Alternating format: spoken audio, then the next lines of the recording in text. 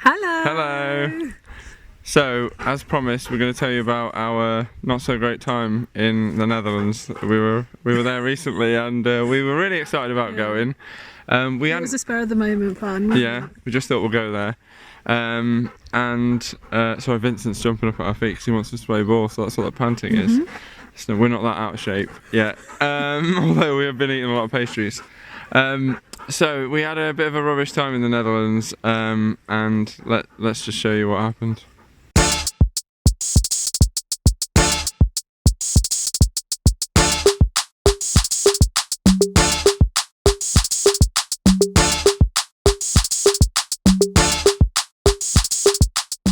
So we were a little bit out of sync, we were a little bit out of rhythm of not just travelling but just generally we were a bit flat, weren't we? I think Yeah. We were after not just the lockdown but then the windscreen problems, and we felt like we had a lot of false starts, like we were almost ready to leave the country again and then it wasn't, and then it's almost ready again and then it didn't turn out, and it was just quite disappointing. I think by the end of it we were all a bit like We'd been in the motorhome all the way through lockdown, all the time waiting for our windscreen, like Mel said, so it had been months and months and months, we're just waiting.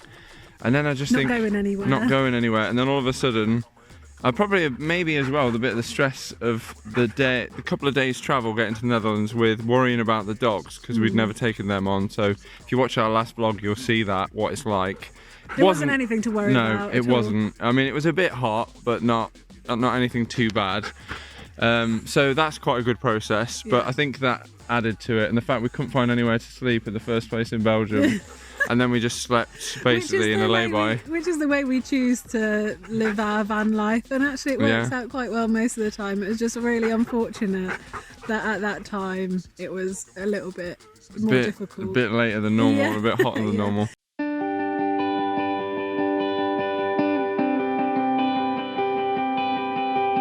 So we did, we put ourselves through the paces a little bit. We worked really hard to get there, and when we got there, it was a nice area, and the people we met were really lovely. But we found this campsite, and we were really pleased about it. But basically, the campsite was so full, it was and we packed. just got stuck on the end, which was fine. It was good to have a space, but it wasn't the nicest space. It wasn't like we wanted like a nice sort of time to recharge our batteries a little bit, and it was just not the best, to be honest. Yeah, we had a site, we've stayed at a lot of farm sites. Some of you may have seen our CL site reviews in the UK. So we used to stay on farms, we used to stay in stuff like that. This site, I think, was probably overpriced and was oversubscribed at that time. Although if you were staying on the actual campsite part, it probably would have been quite a different experience. Yeah, so that was probably our first trouble there.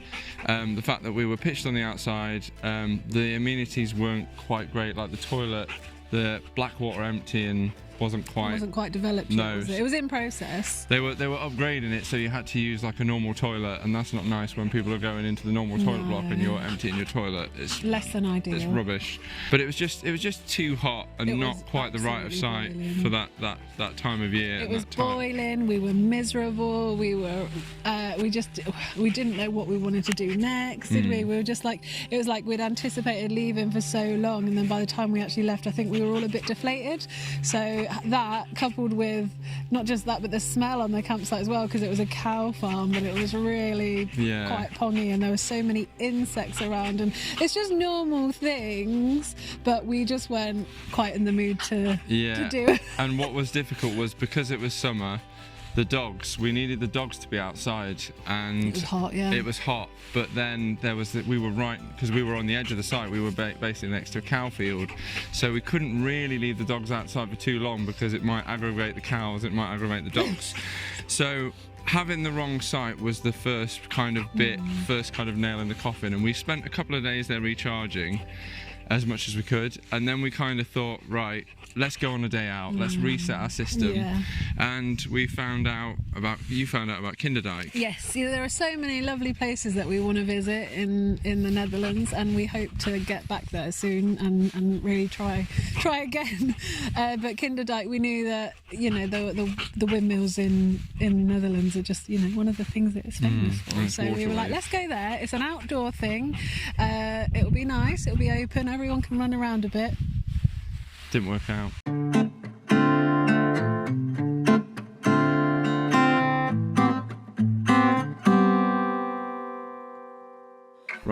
it didn't work out again. So we went on a day out.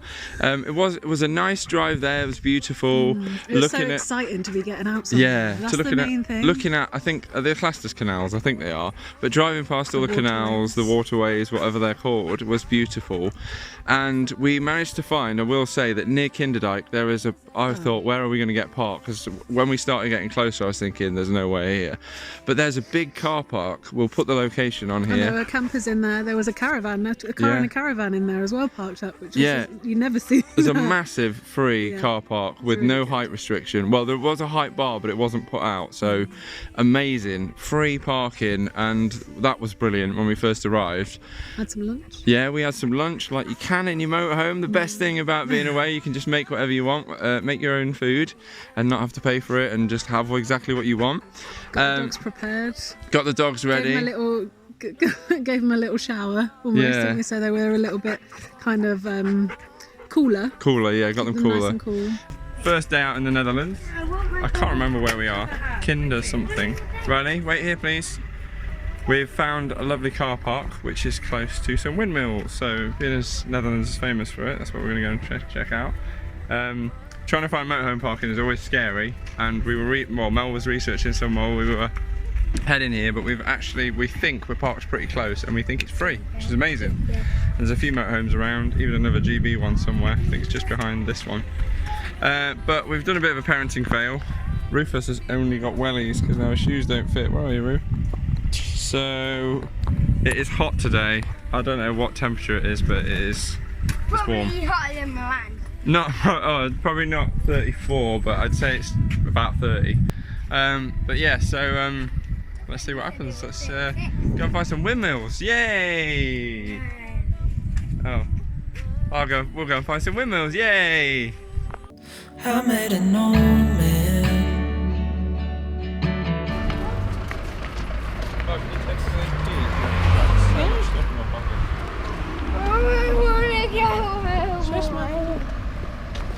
You won't when we get there, it'll be nice.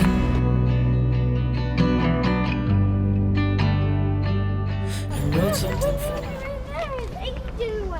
Oh no, it's just across the river. Come on, hold your hands, quick. Across the forest. Yeah, from the car park it was about a maybe 10-minute walk up to the windmills, and the scenery was good. Rufus was so hot, he was like, I'm going to jump in that river in a minute. Oh, the threats we were getting and God, the complaints. Yeah, it was so miserable. You know what kids are like when they're hot. You know what adults are like when they're too hot. But yeah, it was not cool. And Rufus has outgrown his trainers, so he just had wellies. We shortly after got him some flip-flops, didn't we? Yeah. Which he's still wearing now all the time. But yeah, it was boiling, and they were moaning, and it was just not really that fun.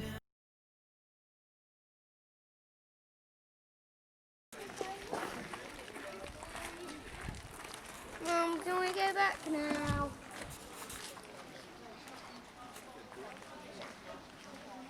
Mum, can we go back now? But yeah, so everybody was miserable, and then we had even more fails. Yeah, so we went on the walk. It was beautiful. It was really lovely. It was hot. I wish we'd have got further down, but we had to turn back because we got to the actual windmills, and that's pretty much where it reached boiling point, as in temperature wise, because it was the heat of the day, the full heat of the day, and also the children just couldn't take it anymore. Rufus had just had enough. Riley was having enough. We couldn't carry them anymore because it was so hot and so long. They are used to the heat, I have to say. Yeah. It was just unfortunate circumstances. When we've been out in other countries in the heat, they're fine with it, aren't they? Yeah, we've been in hotter places. It was just a really unfortunate set of circumstances. Yeah, it really was. And so we decided to turn back. We just grabbed some postcards because we like to send some postcards. No, we didn't.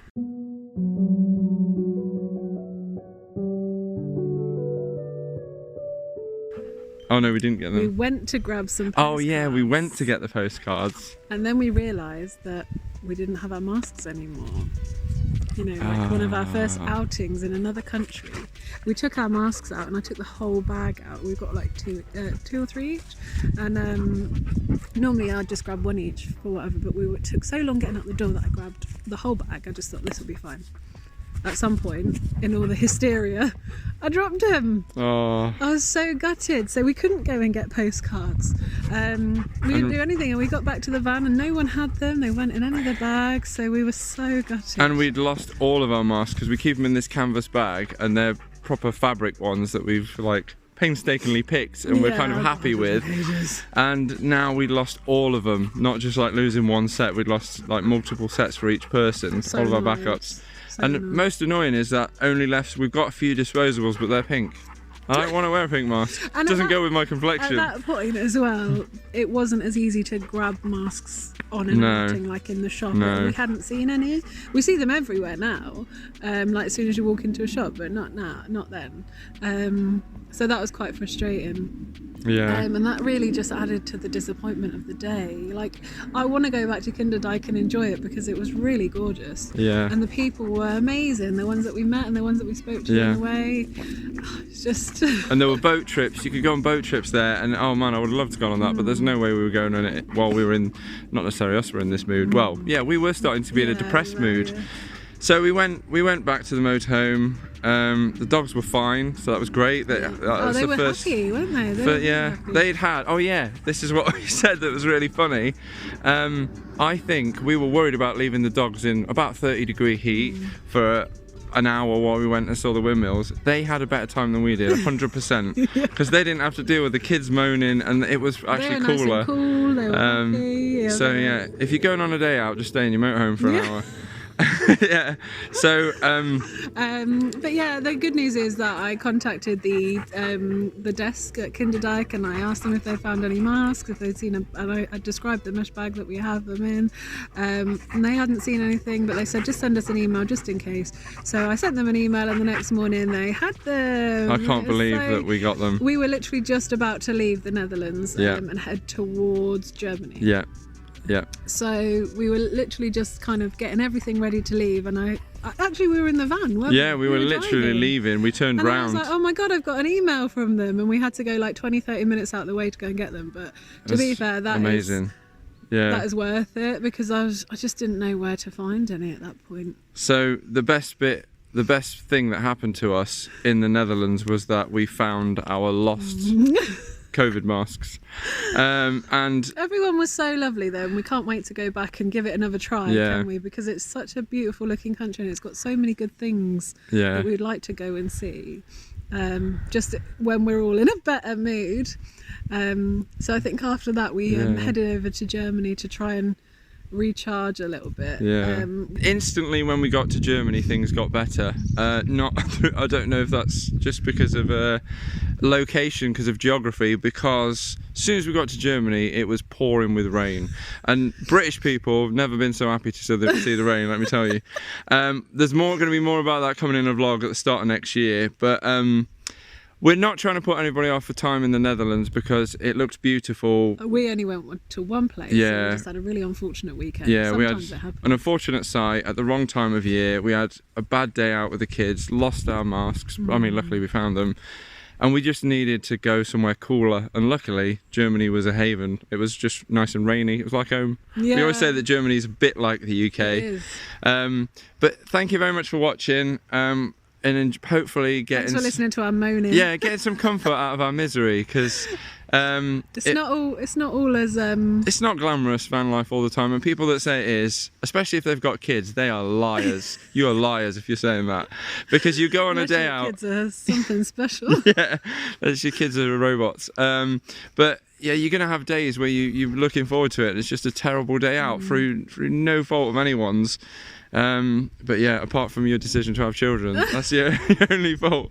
But it was an amazing time, and you'll see on the next vlog of Germany that the way children can also make a situation so much more interesting. You'll see so that. much better. So, Yeah. It's amazing. So thank you very much for watching. Please let us know if you've been any amazing places in the Netherlands, because we will Where go back. we need to go when we do make it. Yeah, we'll go back. back. And we'll see you soon. Bye-bye. Bye.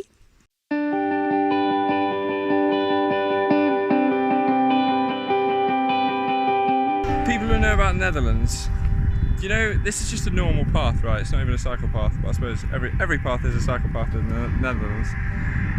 Every cyclist, I can't believe the organisation, this could be a massive coincidence, I must have seen 30 cyclists.